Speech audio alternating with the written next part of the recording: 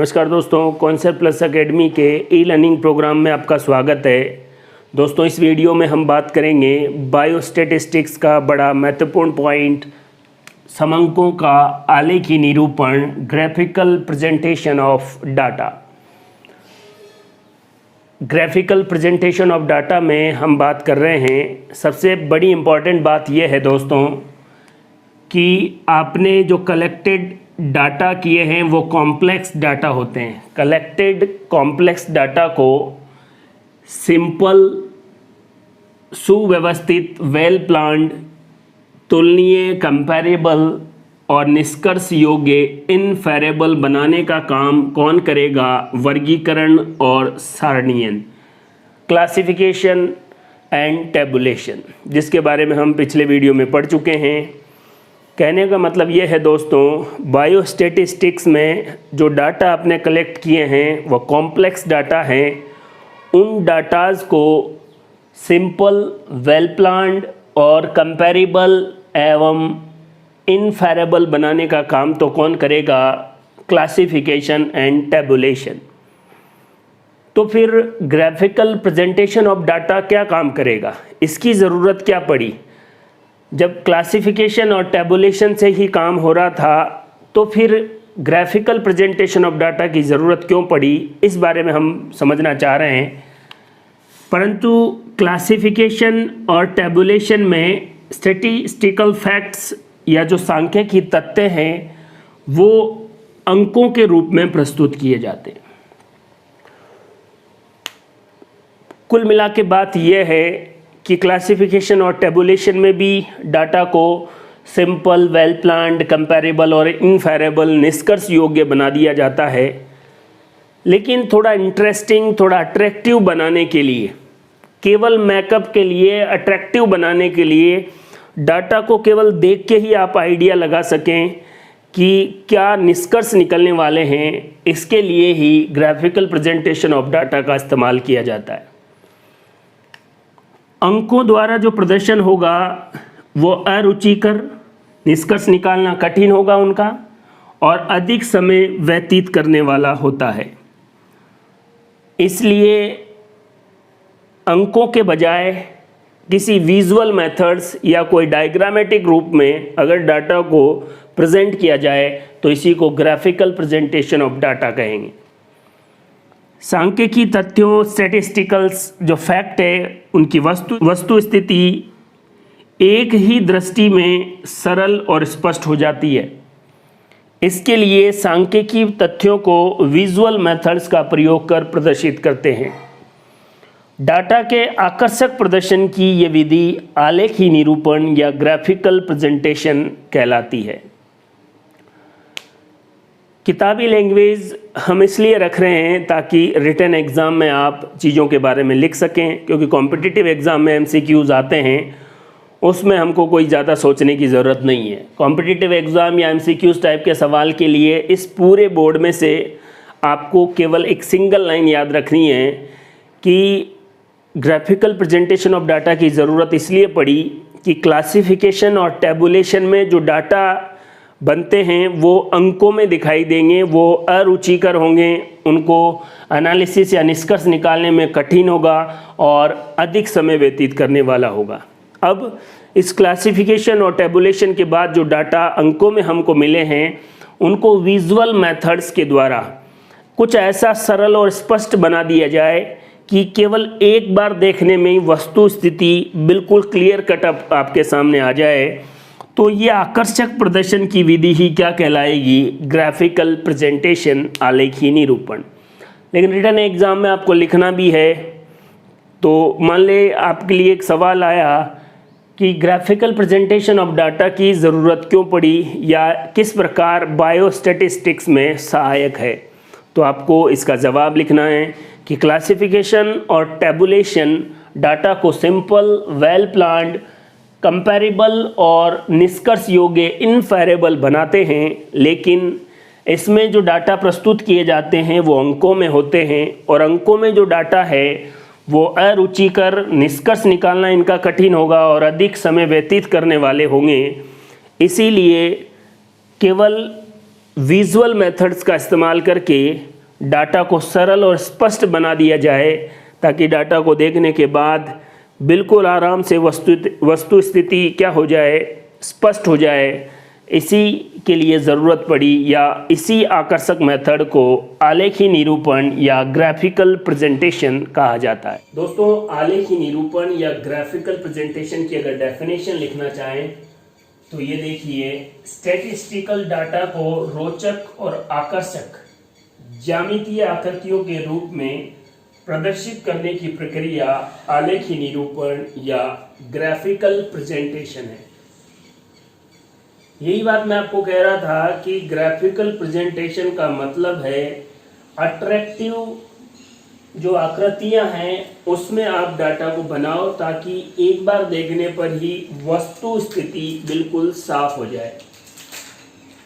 आलेखी निरूपण के क्या लाभ है? ग्राफिकल प्रेजेंटेशन के लाभ, एक तो डाटा सरल और बुद्धिगम्य बन जाता है, डाटा की कंपैरिजन या तुलना में आसानी होती है और समय और श्रम दोनों की बचत होती है। तो ये ग्राफिकल प्रेजेंटेशन के बेनिफिट्स है, लाभ है। दोस्तों, आलेखों के प्रकार या टाइप ऑफ ग्राफ्स। ग्राफ कितने प्रकार के होते हैं? तो बायोस्टैटिस्टिक्स में हम 3 प्रकार के ग्राफ के बारे में बात करेंगे। उसमें सबसे ज़्यादा महत्वपूर्ण 2 प्रकार के हैं, एक विमीय और द्विविमीय। इसके बारे में हम केवल जनरल बात करेंगे। ये देख लीजिए। तो ग्राफ या टाइप ऑफ ग्राफ्स कितने? 3। पहला कौन? एक विमीय या 1 डायमेंशनल 1D, द्विविमीय 2D और त्रिविमीय 3D। 3 प्रकार के ग्राफ होंगे। 1D में ग्राफ बनाते समय एक विमा विस्तार या डायमेंशन हाइट का यूज किया जाता है।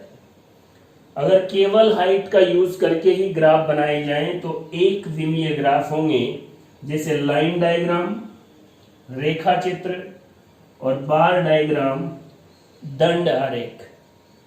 ये दोनों एक विमीय आलेखी निरूपण में आएंगे।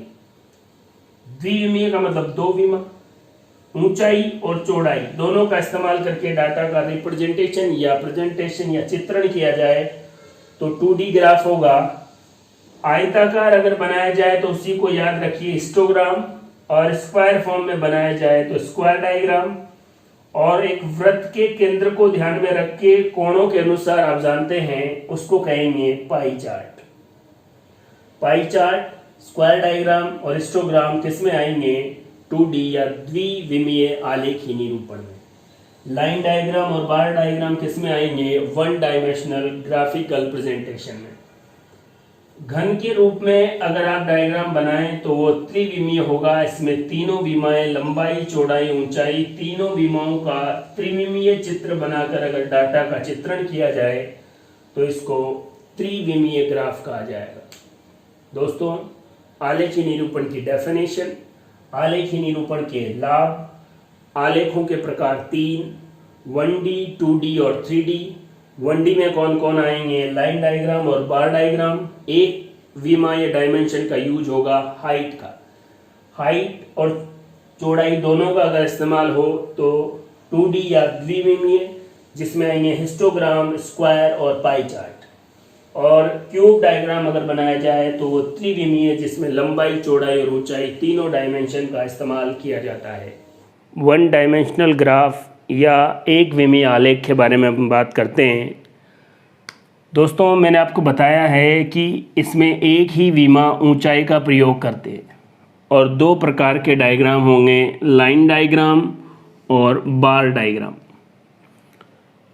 1 डायमेंशनल ग्राफ जो है उनको लाइंस के द्वारा और बार के द्वारा रिप्रेजेंट किया जा सकता है।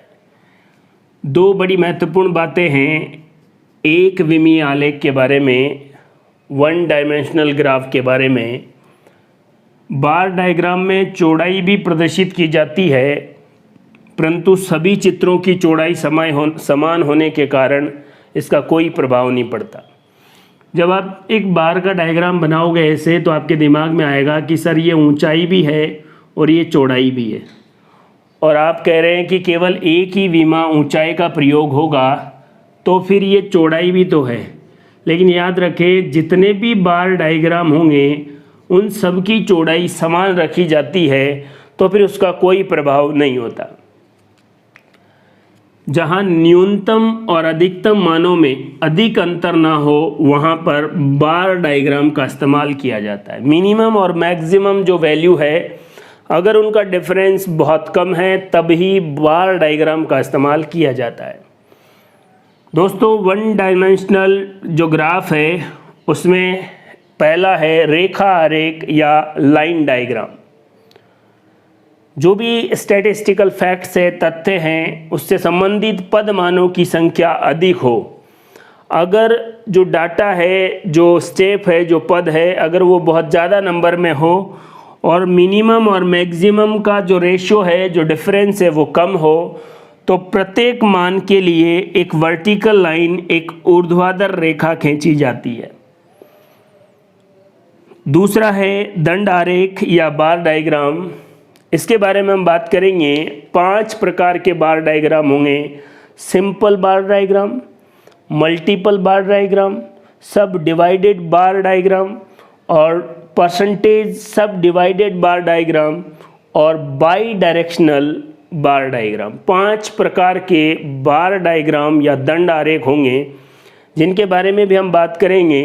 लेकिन यहाँ से हमको ये पता लगा है कि वन डायमेंशनल में केवल एक डायमेंशन हाइट का यूज किया जाता है। फिर आपके दिमाग में कि सर, बार डायग्राम, दंड आरेख में जब डायग्राम बनाते हैं तो हाइट भी है और इसकी विड्थ या चौड़ाई भी है। लेकिन याद रखें, बार डायग्राम में हर एक बार या दंड की चौड़ाई समान रखी जाती है, और जब ये चौड़ाई समान है तो इसका जो प्रभाव है वो नहीं होता है। वन डायमेंशनल जो ग्राफ है उनका यूज़ कब किया जाएगा? जब जो डाटा आपके पास है उनमें मिनिमम और मैक्सिमम लेवल में डिफरेंस कम हो।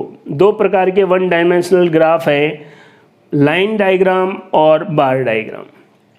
हर एक स्टेप या पद मान के लिए अगर एक वर्टिकल लाइन खींच के डायग्राम बनाया जाए, ग्राफ बनाया जाए, तो इसको लाइन डायग्राम कहा जाएगा। और बार डायग्राम में 5 प्रकार के बार डायग्राम हैं। सिंपल, मल्टीपल, सब डिवाइडेड, परसेंटेज सब डिवाइडेड और बाई डायरेक्शनल बार डायग्राम। ये 5 प्रकार के बार डायग्राम हैं जिनके बारे में हम बात करते हैं। दोस्तों, बार डायग्राम या दंड आरेख के बारे में बात कर रहे थे। बार या दंड एक दूसरे को स्पर्श नहीं करते। ये देखिए यहाँ पर, यह इस बात का संकेत है कि वेरिएट या विचर सतत नहीं होते। जब भी बायोस्टैटिस्टिक्स में वेरिएट या विचर कॉन्टिन्यूअस या सतत नहीं हो, तब बार डायग्राम का इस्तेमाल किया जाता है। वेरिएट क्या है? पिछले जितने भी बेसिक्स वीडियो हैं उनमें बहुत बार मैंने वेरिएट के बारे में चर्चा की है। वेरिएट कॉन्टिन्यूअस नहीं है तो बार डायग्राम का इस्तेमाल होगा, और 2 बार डायग्राम एक दूसरे से स्पर्श या टच नहीं करेंगे। बार डायग्राम के टाइप के बारे में मैंने आपको बताया। 5 प्रकार के बार डायग्राम होते हैं।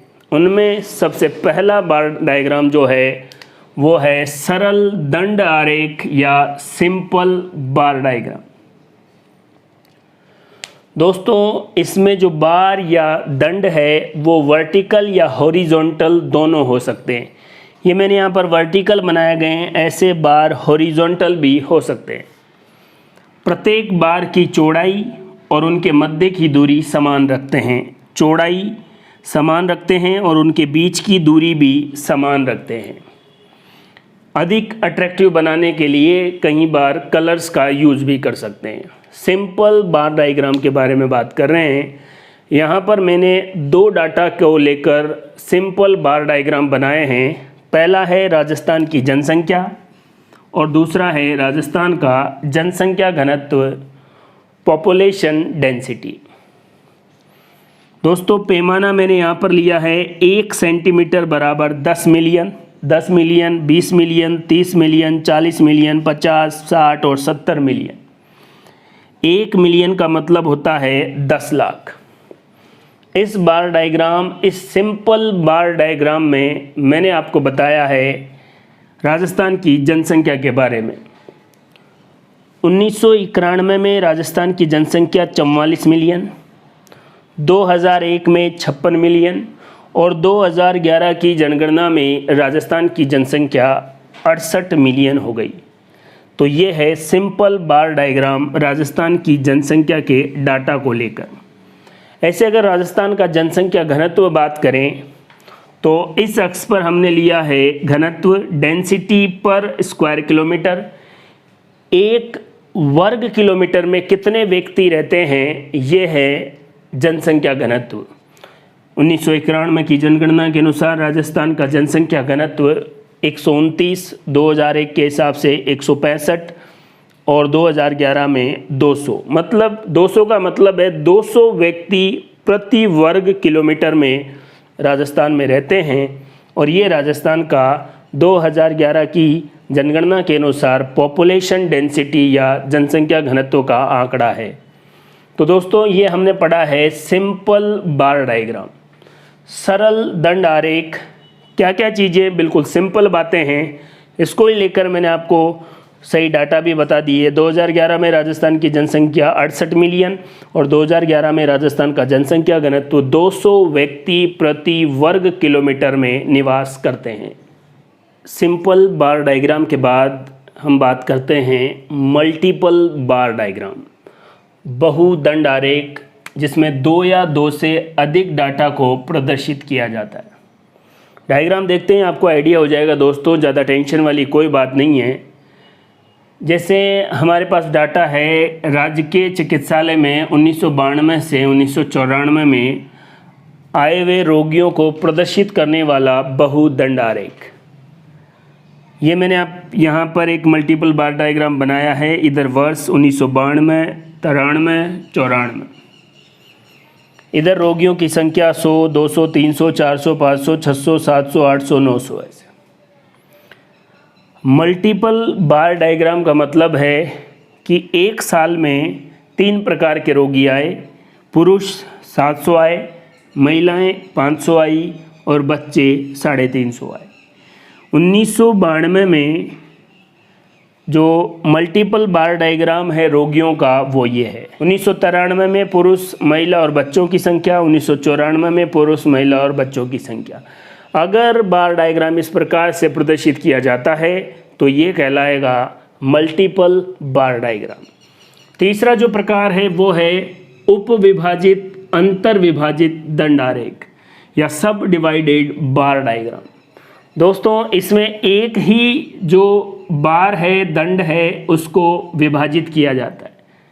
जैसे कॉलेज में प्रतिवर्ष अलग अलग स्ट्रीम में कितने छात्र आए, जैसे टोटल एक साल में 1000 स्टूडेंट आए कुल, उसमें 200, 400, 600, 800 और 1000। 400 स्टूडेंट साइंस में आए, उसके बाद 200 स्टूडेंट कॉमर्स में आए और उसके बाद बचे हुए 400 स्टूडेंट आर्ट्स में आए। तो एक ही बार डायग्राम को हमने 3 भागों में विभाजित कर दिया। पहले 400 साइंस के, फिर 200 कॉमर्स के और लास्ट वाले आर्ट्स के। एक ही बार डायग्राम को सब डिवाइडेड करके अगर कोई बार डायग्राम बनाया गया है वो है सब डिवाइडेड बार डायग्राम। ऐसा ही सेम बार डायग्राम है, बस डिवाइड करने का आधार अगर प्रतिशत है, परसेंटेज है, तो इसको कहेंगे प्रतिशतता दंड आरेख, परसेंटेज बार डायग्राम। परसेंटेज सब डिवाइडेड बार डायग्राम भी कह सकते हैं। जैसे यहाँ पर देखिए, एक साल में उत्तीर्ण या पास होने वाले और फेल होने वाले स्टूडेंट का संख्या जो हम बात कर रहे हैं, 40% स्टूडेंट फेल हुए और 60% स्टूडेंट पास हुए। ये उत्तीर्ण है और ये अनुत्तीर्ण है। एक ही बार डायग्राम को टोटल 100% स्टूडेंट थे, उसमें 60% क्या हो गए, पास हो गए और 40% फेल हो गए।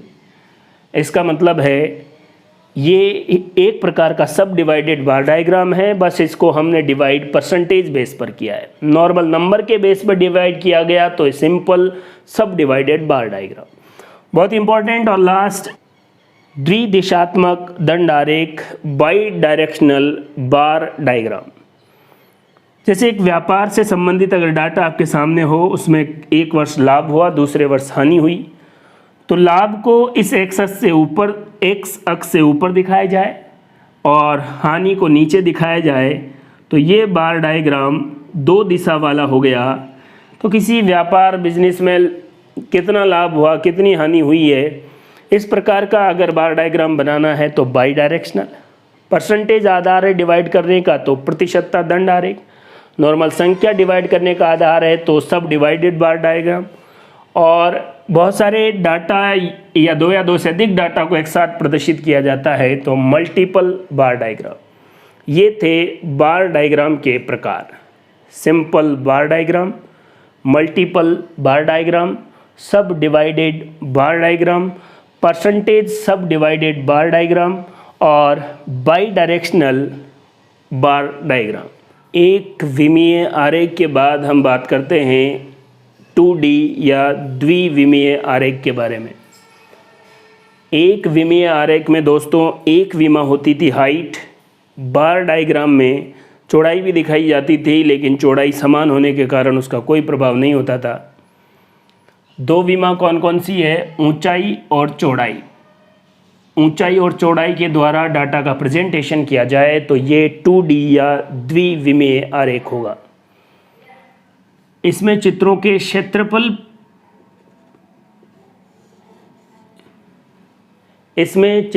क्षेत्रफल पदों के मूल्यों के अनुपात में होगा। मतलब आपके पास जो पद है, जो मान है, उनकी जो वैल्यू है वो ग्राफ में आप एरिया के अकॉर्डिंग दिखाएंगे।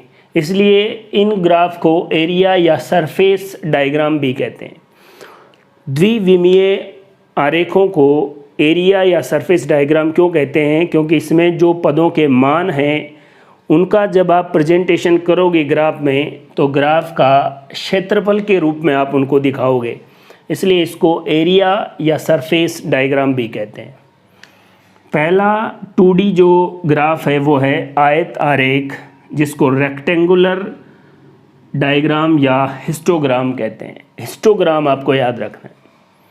आयत की चौड़ाई वर्ग अंतराल को बताती है, बार एक दूसरे को स्पर्श करते हैं और प्रत्येक दंड की ऊंचाई आवृत्ति को दर्शाती है। जब आप बार डायग्राम में सिंपल बार डायग्राम देख रहे थे तब बार डायग्राम या बार एक दूसरे को टच नहीं कर रहे थे। हिस्टोग्राम में बार एक दूसरे को टच करेंगे। चौड़ाई किसको बताएगी, वर्ग अंतराल को, क्लास इंटरवल को, और ऊंचाई किसको बताएगी, उसकी आवृत्ति को। जैसे यहाँ पर खरगोश की संख्या और उनके भार में वृद्धि, 0 से 50 ग्राम वृद्धि 10 खरगोश में, 50 से 100 ग्राम वृद्धि 24 खरगोश और 100 से 150 ग्राम वृद्धि 15 खरगोश में हुई है। खरगोश की संख्या को हमने इधर ले लिया और वर्ग अंतराल को या भार में वृद्धि को इधर, 0 से 50, 50 से 100 और 100 से 150। तो वर्ग अंतराल चौड़ाई को दिखा रहा है। देखिए जो ऊंचाई है वो इनकी आवृत्ति, 0 से 50 वाले जो है 10 खरगोश है तो उसकी फ्रीक्वेंसी, और एक दूसरे को स्पर्श भी कर रहे हैं तो ये हमने बना दिया भार में वृद्धि और खरगोश की संख्या के मध्य हिस्टोग्राम। यहाँ पर एक खास बात यह है कि वर्ग अंतराल समान है, 50-50 का डिफरेंस है, अंतराल है।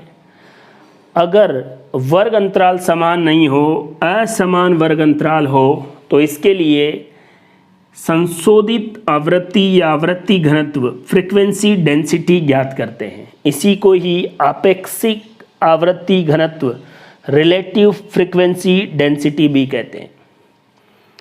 आपेक्षिक आवृत्ति घनत्व कब ज्ञात करेंगे, आपको हिस्टोग्राम बनाना है, वर्ग अंतराल समान हैं तो आवृत्ति को ऊंचाई में, वर्ग अंतराल को आप चौड़ाई में और बार डायग्राम को टच करते हुए हिस्टोग्राम बना दीजिए। लेकिन अगर वर्ग अंतराल समान नहीं है तब आपको संशोधित आवृत्ति या आवृत्ति घनत्व, जिसको आपेक्षिक आवृत्ति घनत्व रिलेटिव फ्रीक्वेंसी डेंसिटी कहते हैं, वो भी ज्ञात करनी है। अब रिलेटिव फ्रीक्वेंसी डेंसिटी कैसे ज्ञात करते हैं इस बारे में बात करते हैं। आपेक्षिक आवृत्ति घनत्व रिलेटिव फ्रीक्वेंसी डेंसिटी कोई बड़ी बात नहीं है, बिल्कुल आसान बात है। बस ये टर्मिनोलॉजी आपको डरा देती है और आप कंफ्यूज हो जाते हैं। हम बात कर रहे थे हिस्टोग्राम बनाने की, आयताकार ग्राफ बनाने की, जिसमें चौड़ाई में आप वर्ग अंतराल, ऊंचाई में फ्रीक्वेंसी और जो बार है, जो दंड है, वो एक दूसरे के स्पर्श में रहेंगे। लेकिन यदि वर्ग अंतराल अलग अलग है तब हम बात कर रहे थे आवृत्ति की जगह आपेक्षिक आवृत्ति घनत्व ज्ञात किया जाएगा और उसके अकॉर्डिंग हिस्टोग्राम या आयताकार ग्राफ बनाया जाएगा। आवृत्ति घनत्व या आपेक्षिक आवृत्ति घनत्व रिलेटिव फ्रीक्वेंसी डेंसिटी कैसे कैलकुलेट करनी है ये देखिए। मूषकों की एक समष्टि में, एक पॉपुलेशन में उनके भार के अनुसार मूषकों की संख्या निम्नानुसार है। इसकी सहायता से एक हिस्टोग्राम की रचना कीजिए। ये मूषकों का भार है, ये आवृत्ति है, एक कॉलम आवृत्ति घनत्व का बनाया। अभी आप नॉर्मल सोचिए, अगर ऐसे ये भार है और ये आवृत्ति है तो हम सीधा सीधा y अक्ष पर आवृत्ति और यहाँ पर x अक्ष पर वर्ग अंतराल लिखते और सॉल्व हो जाता। यहाँ पर हम बात करते हैं इनका भार, मूषकों का भार x अक्ष पर और y अक्ष पर है आवृत्ति। आपेक्षिक आवृत्ति घनत्व की समस्या कहाँ से आ गई? देखिए, वर्ग अंतराल 10 है, 10 है, 10 है, यहाँ 30 आ गया और यहाँ 20 आ गया। ये दो ऐसे क्लास या वर्ग आ गए जिनमें वर्ग अंतराल अलग है और इनको भी इसी हिस्टोग्राम में लिखना है। देखो, इसकी आवृत्ति कितनी है? 18। तो आप ऐसा नहीं कर सकते कि 30 से लेकर 60 तक कितना बना दें? 18, तो गलत हो जाएगा। क्यों? देखिए, 30 से लेकर 60 तक वर्ग अंतराल कितना है? 30। हम किसके अकॉर्डिंग बात कर रहे थे? 10-10 के अकॉर्डिंग। जब 30 वर्ग अंतराल की वैल्यू 18 है तो 10 की कितनी हो गई? 6। वर्ग अंतराल कितना है? 20। जब 10 वाले वर्ग अंतराल की वैल्यू 8 है तो 20 वाले की कितनी हो जाएगी? 4। देखिए ध्यान से, आपेक्षिक आवृत्ति घनत्व ज्ञात करने के लिए, किसी वर्ग की आपेक्षिक आवृत्ति घनत्व को ज्ञात करने के लिए उस वर्ग की आवृत्ति में भाग दिया जाता है। और ये भाग किसका दिया जाता है? सामान्य वर्ग अंतराल की तुलना में कितने गुना अधिक वर्ग अंतराल है। नॉर्मल देख लीजिए किताबी भाषा के अकॉर्डिंग। इन दो का आपेक्षिक आवृत्ति घनत्व निकालना है क्योंकि सबका वर्ग अंतराल 10 है। इसकी आवृत्ति में भाग देना है किसका? एक संख्या है x, और वो x कौन है कि नॉर्मल वर्ग अंतराल से इसका कितना अधिक है? 3 गुना अधिक है तो 3 का भाग 6 आ गया, 2 गुना अधिक है तो 2 का भाग 4 आ गया। और इसका हिस्टोग्राम देखो, 0 से 10 तक 5, 10 से 20 तक 25, 20 से 30 तक 25, अब 30 से 60 तक कितना है? 18, लेकिन आपेक्षिक आवृत्ति घनत्व कितना आया? 6, तो 6, और 60 से 80 तक कितना हो गया? 4। ये बड़ी इंपॉर्टेंट बात है। बस बायोस्टैटिस्टिक्स कोई ज़्यादा टफ नहीं है, लेकिन आपेक्षिक आवृत्ति घनत्व रिलेटिव फ्रीक्वेंसी डेंसिटी क्या है, ये वर्ड बड़ा कंफ्यूजिंग है। रिलेटिव फ्रीक्वेंसी डेंसिटी आपको कैलकुलेट करना है, जिस भी क्लास के लिए कैलकुलेट करना है उसकी आवृत्ति में भाग दे दो। किसका भाग दे दो? इससे ऊपर जो क्लास है उनका सामान्य जो वर्ग अंतराल कितना है। अब यहाँ देख लीजिए, नॉर्मल वर्ग अंतराल क्लास इंटरवल 10 का चल रहा है, यहाँ 30 का आ गया, तो 10 और 30 कितने गुना हो गया? 3 गुना। तो इस 18 में 3 का भाग दे दिए, इसकी फ्रीक्वेंसी डेंसिटी आ गई। इसमें कितना है अंतराल 20 का, सामान्य वर्ग अंतराल कितना था 10, तो 20 कितने गुना हो गया 2, 2 का भाग दे दिया 4। तो 30 से लेकर 60 तक जब ग्राफ बनाएंगे तो आवृत्ति कितनी आ जाएगी 6, और 60 से 80 वाला बनाएंगे तो आवृत्ति कितनी आ जाएगी 4। जल्दबाजी में कई बार 60 से और 30 से 60 तक बच्चा 18 का ग्राफ खींच देता है, जो गलत हो जाता है। अगर वर्ग अंतराल कुछ क्लास का अलग है तो उन क्लास की आवृत्ति घनत्व निकाली जाएगी। आवृत्ति घनत्व निकालने के लिए जिस भी क्लास में ऐसा हो रहा है उसकी आवृत्ति में कितने गुना अधिक वर्ग अंतराल है उसका भाग दे देंगे, आवृत्ति घनत्व आ जाएगा। तो ये था आपेक्षिक आवृत्ति घनत्व कैसे ज्ञात किया जाता है, और अगर क्लास इंटरवल अलग अलग है तो कैसे हिस्टोग्राम बनाया जाता है, इस बारे में हमने चर्चा की है। आयताकार या रेक्टेंगुलर डायग्राम के बाद हम बात करते हैं स्क्वायर डायग्राम या वर्ग चित्र के बारे में। दोस्तों, जब तथ्य या स्टैटिस्टिकल फैक्ट के मिनिमम और मैक्सिमम मान में बहुत ज़्यादा अंतर हो तो बार डायग्राम नहीं बना सकते, क्योंकि बार डायग्राम वन डायमेंशनल या एक विमीय होते हैं। जब तथ्यों के न्यूनतम और अधिकतम मानों में अधिक अंतर होता है तो बार डायग्राम नहीं बनाए जा सकते। उदाहरण के लिए मिनिमम वैल्यू 100 है और मैक्सिमम वैल्यू 2500 है, तो इतना बड़ा बार और छोटे दंड का कितने गुना हो जाएगा 25 गुना। इसको एक विमीय चित्रों में प्रदर्शित करना असंभव है। कहने का मतलब ये है दोस्तों, जब वैल्यूज़ के मिनिमम और मैक्सिमम वैल्यूज़ में बहुत ज़्यादा डिफरेंस हो तब हम स्क्वायर डायग्राम का इस्तेमाल करेंगे। ऐसी स्थिति में वर्ग आरेख या वर्ग चित्रों का प्रयोग करेंगे। इसके लिए वर्ग मूलों के अनुपात में वर्ग की भुजा की रचना की जाती है। जैसे हमने बात की अभी 100 और 2500, मिनिमम कितना है 100, मैक्सिमम कितना है 2500, इसका रूट कर दिया 10 और इसका कितना आ गया 50। अब ये किस अनुपात में आ गया 1:5 में, तो इसकी वर्ग की भुजा 1 सेंटीमीटर और इसके वर्ग की भुजा 5 सेंटीमीटर लेंगे तो हम क्या स्क्वायर डायग्राम बना सकते हैं। आइए दोस्तों, यहाँ पर हम बात करते हैं, यदि एक वर्ग का 1 सेंटीमीटर के आधार पर बनाया जाएगा तो दूसरा वर्ग किस सेंटीमीटर 5 सेंटीमीटर के आधार पर बनाया जाएगा, जो हमने बात कर ली है। यहाँ पर एक एग्जाम्पल देखिए, 4 तालाबों से मछली पालन की औसत आय इस प्रकार है ABCD 3600, 2500, 1600 और 100। सबसे पहले हम वर्गमूल निकालेंगे, स्क्वायर रूट, उसके बाद भुजा उसी अनुपात में, और यहाँ पर ये आय और ये तालाब। 6 सेंटीमीटर का वर्ग 3600 रुपये दिखाएगा, 5 सेंटीमीटर भुजा का वर्ग 2500 रुपये, 4 सेंटीमीटर भुजा का वर्ग 1600 को दिखाएगा और 1 सेंटीमीटर भुजा का वर्ग 100 रुपये दिखाएगा। यदि मिनिमम और मैक्सिमम वैल्यू में डिफरेंस बहुत ज़्यादा है तो हम उसे 1D डायग्राम के द्वारा प्रेजेंट नहीं कर सकते, उसके लिए हम स्क्वायर रूट का इस्तेमाल करेंगे। जो डाटा आपको दे रखे हैं पहले उनका स्क्वायर रूट करेंगे और उसके बाद उसी अनुपात में वर्ग की भुजा दिखाएंगे। अभी जब मैंने आपको 2D शुरू किया तब बोला था इन डायग्राम्स में जो वैल्यू है वो उस ग्राफ के एरिया के अकॉर्डिंग होगी, इसीलिए इनको एरिया और सरफेसल डायग्राम कहते हैं। एरिया और सरफेस डायग्राम इसीलिए कहते हैं कि ए पॉइंट में जो आई है वो यहाँ से यहाँ तक 6, तो इसका मतलब ये थोड़ी है कि 1 सेंटीमीटर में मान लो 60 रुपये भी, तो यहाँ से यहाँ तक कितना हो गया, वो हो नहीं पाएगा।